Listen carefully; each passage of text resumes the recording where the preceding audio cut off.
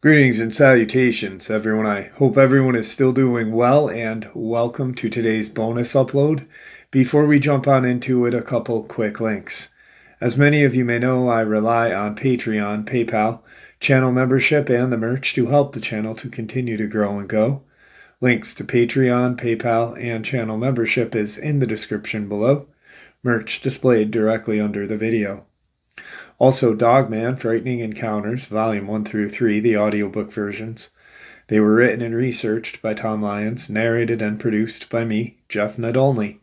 These audiobooks are available on Audible, Amazon, and iTunes, links to which are also in the description as well. And finally, last but definitely not least, if you'd really like to help support the channel to continue to grow and go, simply subscribe. It does not cost a cent. Click that like button, takes half a second. If you don't want to miss out on any of the informative uploads that I put out daily, click the bell icon, and folks, please leave a comment and share the video. Why? Well, because these things really do help the channel to continue to grow and go. They definitely do matter and are appreciated. And with that, I have taken far too much of your time. Let's jump in to today's bonus, shall we? Today's first part of the upload, 1991, Wisconsin. I was staying by myself at a cabin. It was far too quiet during the evenings, and I was starting to wonder about that. Sometimes it sounded like someone was outside. I went outside one night to look around because I thought I heard somebody lurking around my property. Now, I'm a pretty big guy, so I wasn't really scared. I was armed, but I could let my fists do the talking if it needed to come down to that. I knew I was in over my head, though, when I saw it. I saw it because it had bright yellow eyes. It caught me looking at it and stood up from behind a brush it was hiding behind. That was scary because it was enormous. I don't know if it was a bear. Its shape was all wrong for a bear standing up. It growled and started walking toward me. It was mostly dark, but I saw pointed ears and a wolf's head on top of what would be approximately a 7-foot tall human-like body. Its legs were shaped like a dog's, so I don't know how it could be walking so easily like that on 2 legs. But its upper body was almost human-like, except the proportions were not right. The arms were far too long. It was slowly walking toward me, which was an extremely scary sight that's been burned into my memory. I must have been too scared because I somehow forgot I was armed and ran back into the cabin. I shut the door and locked it. I'm pretty sure it came right up to the door and stood outside. I say that because I could hear it breathing. After a while, I couldn't hear the breathing anymore and realized it was prowling around the cabin. I secured all the windows, but other than putting an arm through one, it wasn't going to fit through any of those windows. It was far too big. It definitely would get stuck. The door was its best option, but it would have to cram itself through the door as well if it was going to try to get in because of how big it was.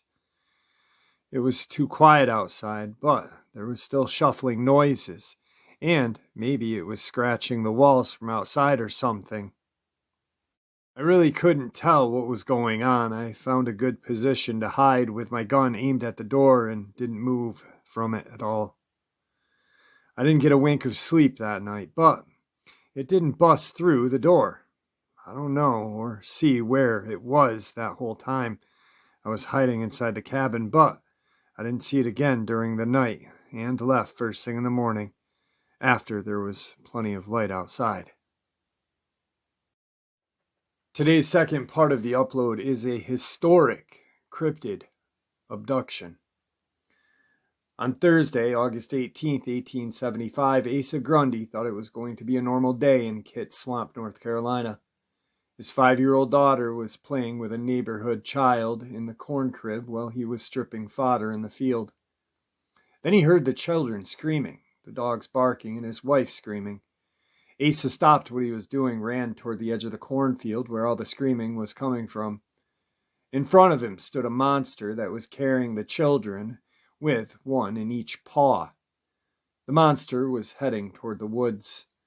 When Asa appeared, it surprised the monster, making him pause for a second.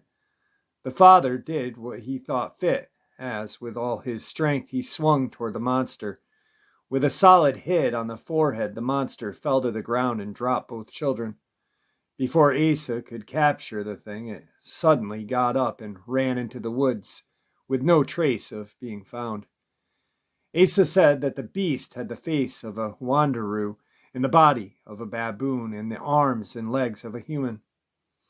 He claims that for the last few weeks, a strange being had been preying upon poultry, garden vegetables, green corn in an alarming amount. The inhabitants of Kit Swamp were now on edge, as they kept an eye on the beast who was possibly after their children. Two particular residents were keeping a very close eye out for the monster. Story Eli Sparrow and Frank Hansen kept their eyes out for it, determined to get it when they spotted it. The monster was lurking on the outside of a small clearing owned by Maria Harkley.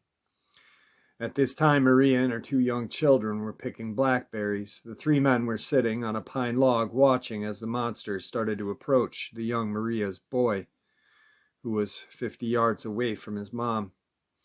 When the creature was spotted, the three men hid behind the log and kept an eye on it. They wanted to see what it was up to. The boy was now within range for the men to shoot it if the monster came toward him. The men did not automatically shoot, as they wanted to see the monster's intentions because they wanted to get it alive. But it became apparent that the creature wanted to kidnap the boy. When the creature came 10 feet from the boy, it seemed to want to lunge at him. They shot him towards the lower half. The creature fell, but before the men could get to him, it ran into the woods. It outran the hunters, but the blood trail helped them find it. They pursued the creature for 2 hours before happening upon a chaparral that was too thick to go through. They then saw an opening, and Story volunteered to go through. It was small and too dark for Story.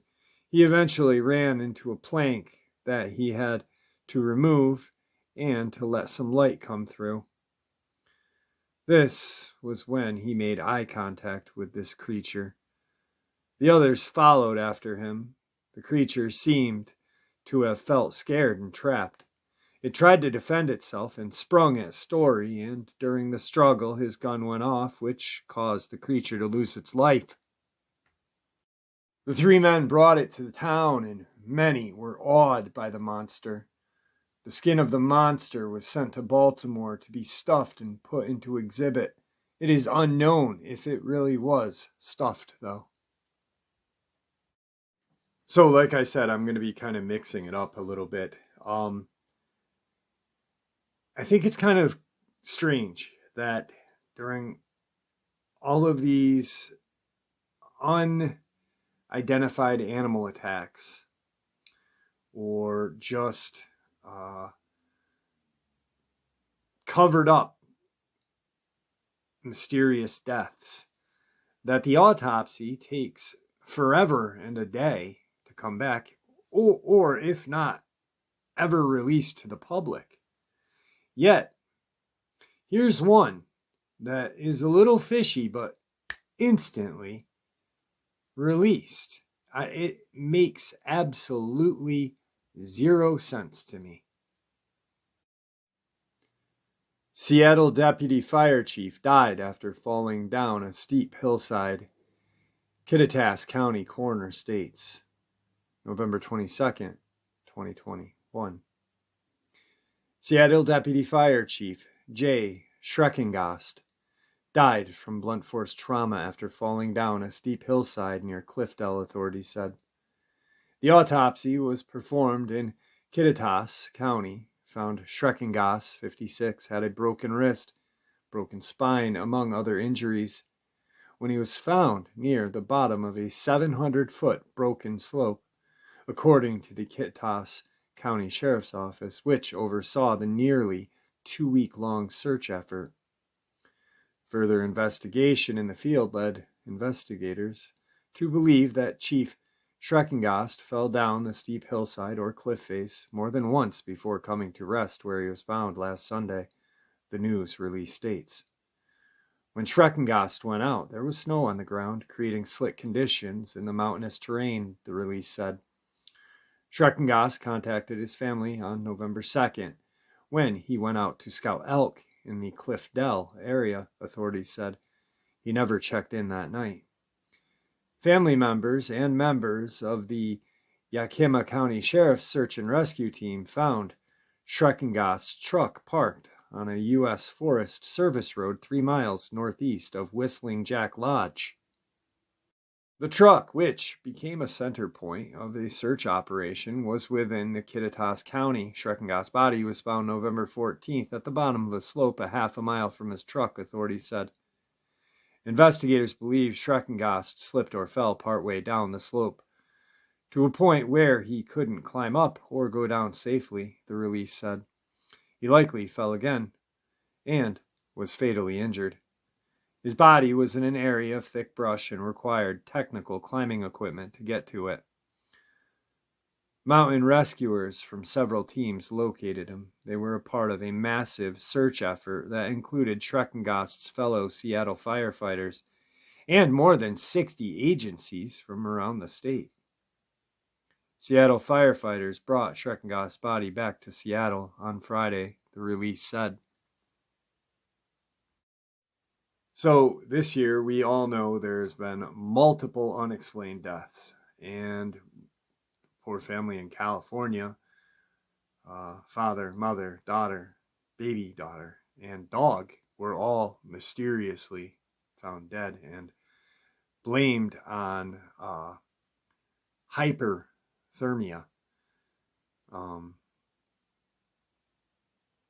which is nuts because all 4 wouldn't die from literally being cooked alive. But the autopsy took almost 3 months to come back.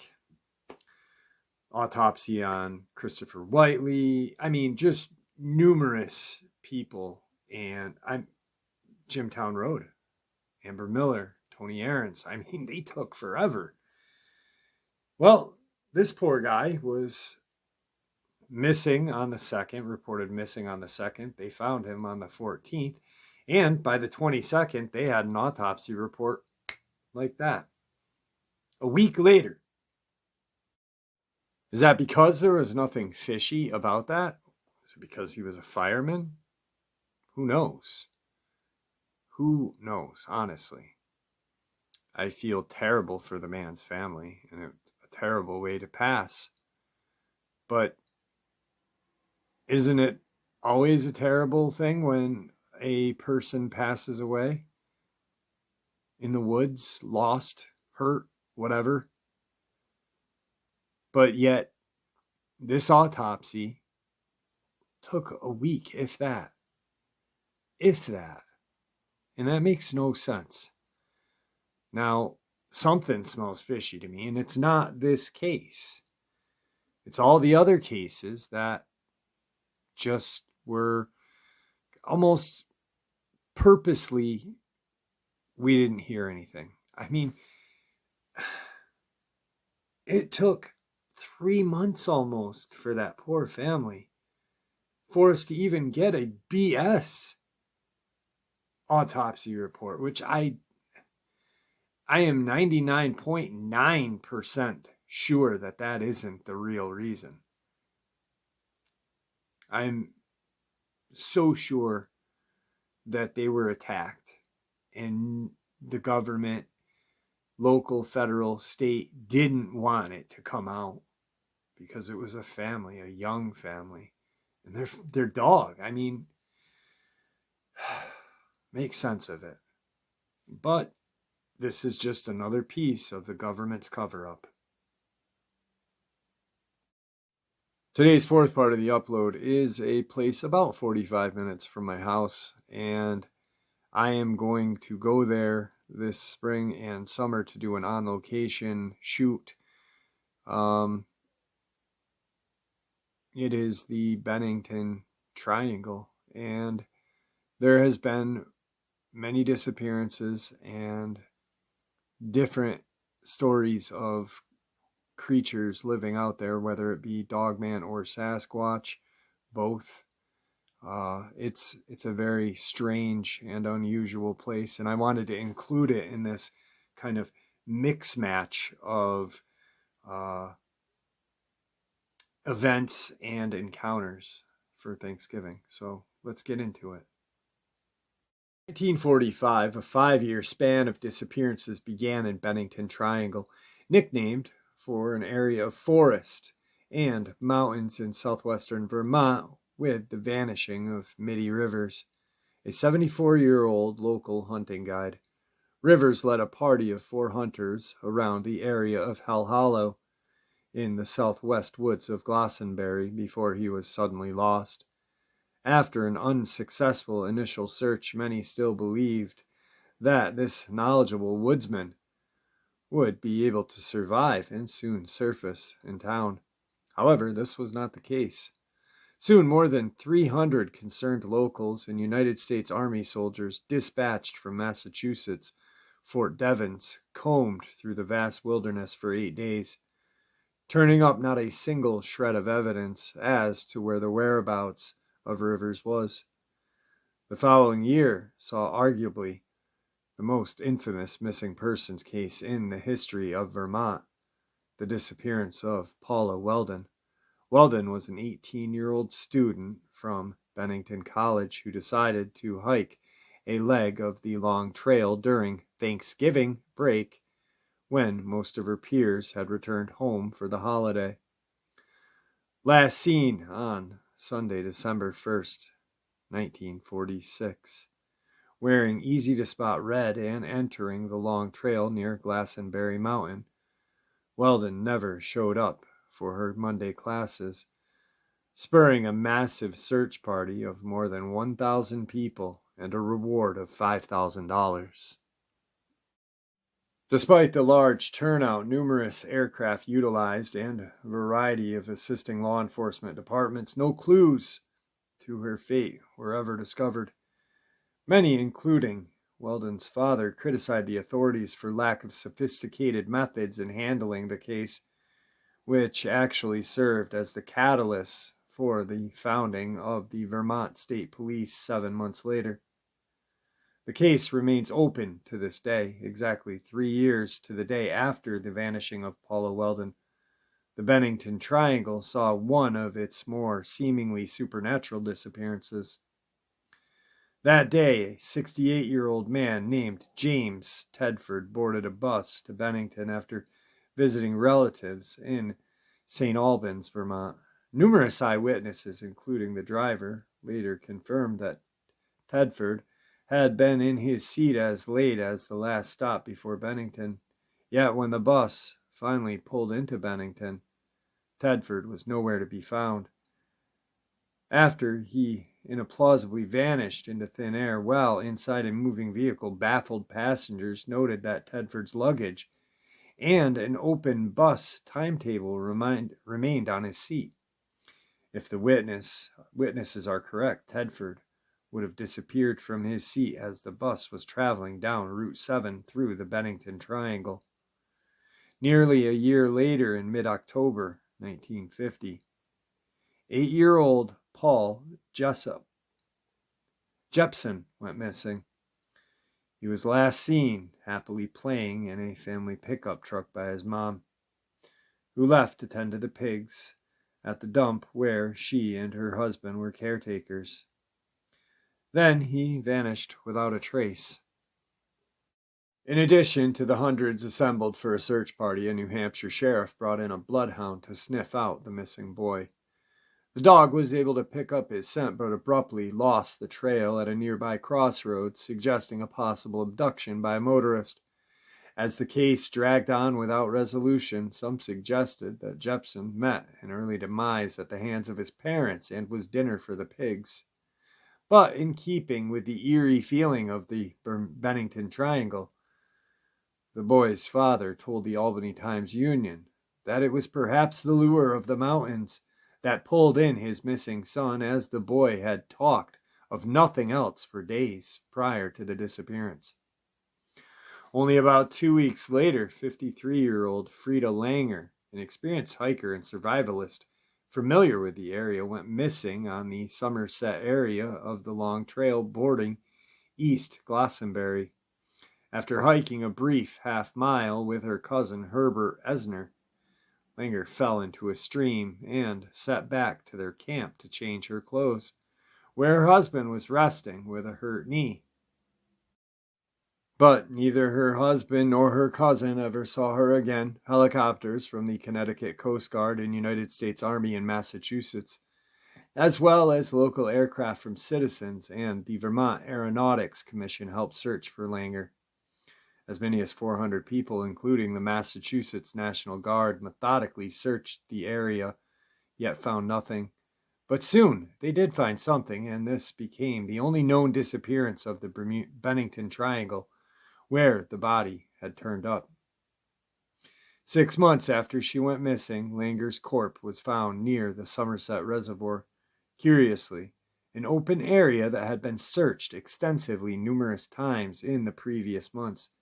Yet, even with a body, the case saw little resolution. The body had decayed so badly that no cause of death could be determined, only fueling further speculation about what kind of disturbing end she may have met. And that place, my friends, is chilling. I went there a while ago. I want to say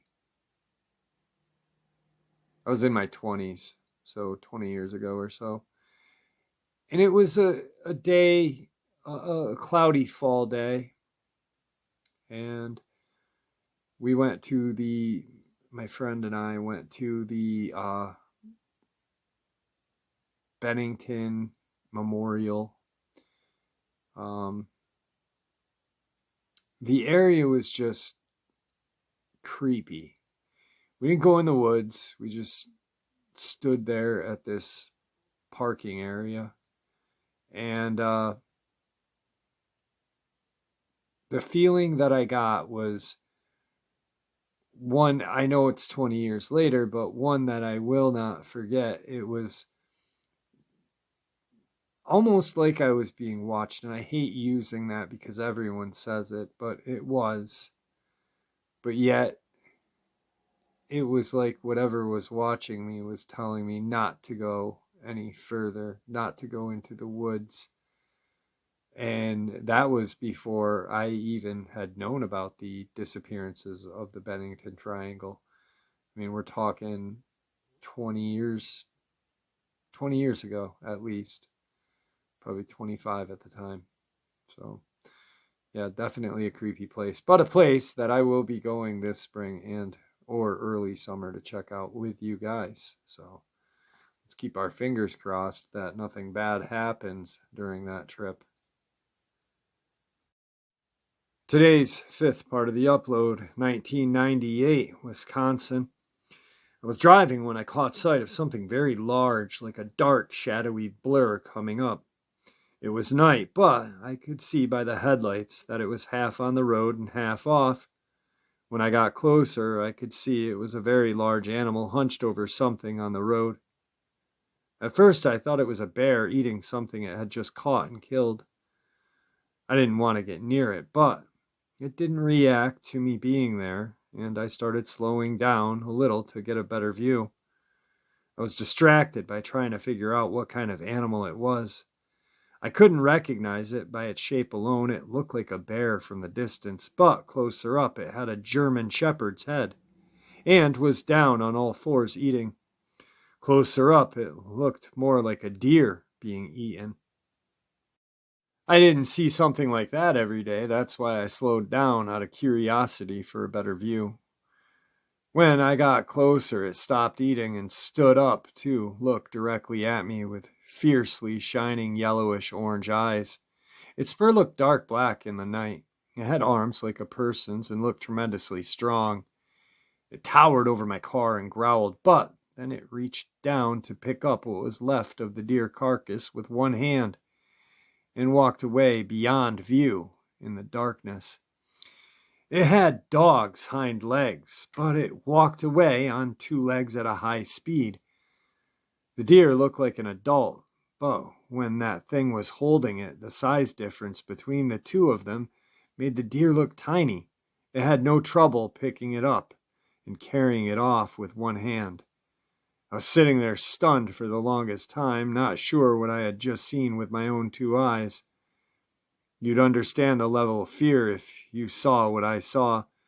I'm not ashamed to admit that I went to the bathroom in my own pants when it was standing over my car looking in at me. I was mostly shocked and unable to understand at the time what I was seeing, but it was terrifying as well. Today's final part of the upload. When I was a teenager in the late 70s, we lived year-round in a remote area next to a large lake that was rapidly developing as a weekend getaway for urbanites at the time. The countryside was hilly and heavily wooded with streams and ravines. The hills have rock outcroppings and caves. By the time I was 14, I was roaming all around out there and often strayed miles from home. I can recall only one incident that spooked me personally. It would have been 1977. I was 15 at the time, and at least 3 miles from home, out hiking, and was working my way down a fairly steep decline, probably 50 degrees or more. On a day in late fall, its area had several large outcroppings and caves, and there were a few massive trees growing on the slope, and some smaller ones. What happened was all of a sudden, I got that proverbial tingling feeling at the back of my neck that I was being watched, not only watched but glared at. By that time in my life, I had already spent many days and nights out camping in the woods and, as I said, hiking, hunting, and fishing. I had never had a sensation like this before. I glanced around a little, but I didn't look up. Whatever or whoever it was, I did not want them to realize that I knew they were there. I felt like that may provoke an attack or something, as odd as that may sound. I had a hunting knife with me, and I put my hand on its hilt. I also found a sturdy stick to use as a club if need be. I quickly made my way down the rest of the slope. I knew that there was a forest trail at the bottom of it, and that the trail intersected a road a half a mile away or so. When I reached that trail, something let out this reverberating yet somehow high-pitched scream back up the hill. Within 100 yards or so from where I was at, I didn't turn back to look, I just took off running. It let out another scream a few seconds later, but my impression was that it had not moved. As I said, the scream was fairly high-pitched, but it had a tremendous volume to it. It just seemed to reverberate all the way down the hill. It was lower-pitched and too throaty to be a bobcat, which I've heard many times in the past. We weren't supposed to have mountain lions anywhere in this area, and again the sound seemed lower-pitched than the screams I had heard them make on nature shows. But at that time, that is what I chalked it up to being, most likely.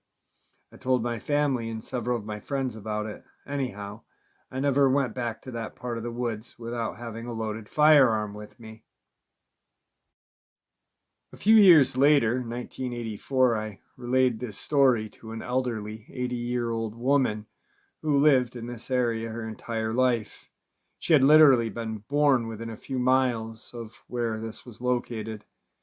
She was from a large Native American family. She got an odd look on her face and a very serious tone in her voice and told me that I had encountered a dogman. She said that when she was a young girl, probably prior to 1920, she had a brother a few years older than her that came in to her cabin one day very excited about having seen an animal he had never seen before. He had been out in the woods hunting squirrel. The best way to hunt squirrels is to stealthily make your way to an area with lots of large hickory trees. then stay very quiet, watching and listening for their movements. He said that's what he was doing when he caught a glimpse of something dark in one of the... He said at first he thought it was just a trick of the light because it seemed to be a shadow that moved on its own. He stayed quiet and hidden and watched and listened. The shadow began moving some more and made its way down the tree trunk fairly quickly. He described it as being 4 foot tall, built like a human, but somewhat hunched over, covered in long, dark black or brown hair. When the thing reached the ground, the young man made some sort of sound, perhaps a gasp or a sigh, and suddenly it stood completely upright, moving its head slightly side to side, looking over his way. He described the face as being somewhat human-like, but covered with dark fur, and with something of a protruding snout, and the eyes as being very large and light-colored. It had an extremely angry look, even menacing. The thing bolted behind the tree and was gone. A minute or so later, the young man heard a high-pitched scream coming from high up in the trees, which was answered by another scream that came from elsewhere. That was what spooked him and caused him to rapidly leave. After he told his story to the family, the parents got serious and very worried, and reminded and warned the children against these creatures. They described them as being evil forest spirits, not as big as humans, but just as strong, and also cunning and very malicious. The creatures are supposed to be masters of camouflage. Their dark coloration and long fur allow them to hide in the shadows under the trees very effectively. Plus, they have a tendency to only come out at night. The young man saw this thing just shortly before sunset. The creature supposedly hates humans and will try to kill them when possible. Usually they target young children, luring them to stray away from their homes by mimicking the sound of a kitten or a puppy, or sometimes mimicking the sound of a baby. If the creature can get a young child alone in the woods, they will tear them apart. Another tactic is to get older children or even small adults alone into the water or creek or pond, and the creature will spring upon the victim and hold them underwater, drowning them. The elderly lady said that their parents warned them that if they see a shadow move independently while out in the woods, you must keep your eyes down and pretend that you don't notice it, but go ahead and leave the area quickly, getting back to a more lightened and open space. Now, as an adult, I have heard and now research a little about skinwalkers and realized that the term is generally used to describe myths of shapeshifters among Native Americans in the Southwest, like Navajo and Hopi. But I am just sharing this encounter exactly as it was told to me. Again, this was in eastern Oklahoma back in the 1984, and describing an incident that would have occurred in the area in 1915 through 1920. When I was a young child, my parents, grandparents, and great-grandparents warned me and other kids in our family never to stray into the woods by ourselves, and especially not if we heard what we thought was a kitten or a puppy. My family called it the booger man or the child catcher, and basically said that there was something out there that would kill young children if it could catch them alone, but never gave me any more description than that. It was always big and dark. I realized that folks tell their children such things to scare their kids to keep them from wandering off and getting lost or hurt, but still, it makes you wonder if there may be a kernel of truth behind these stories. One last thing about this. The elderly lady told me that later on in her life, she had seen a television show about wildlife in other parts of the world and had seen howler monkeys in South America. She had always thought these monkey images were somewhat like what her brother had described to her. And there you have it, folks. I hope you all enjoyed today's bonus as much as I enjoyed sharing it with you. I'd like to really thank you all for supporting the channel. It is your support that helps the channel to continue to grow and go, and what gives us all a place and a chance to share our experiences and theories judgment-free. Everyone is simply treated with the respect that we deserve. Please stay safe, happy, healthy, and ever vigilant, keeping an eye on our children, pets, family, and our friends. These creatures are real. These events have happened. Share this information with those you love and care about, and it may just help save their lives someday. Until next time, never stop asking questions, never stop searching for the truth, and God bless you all.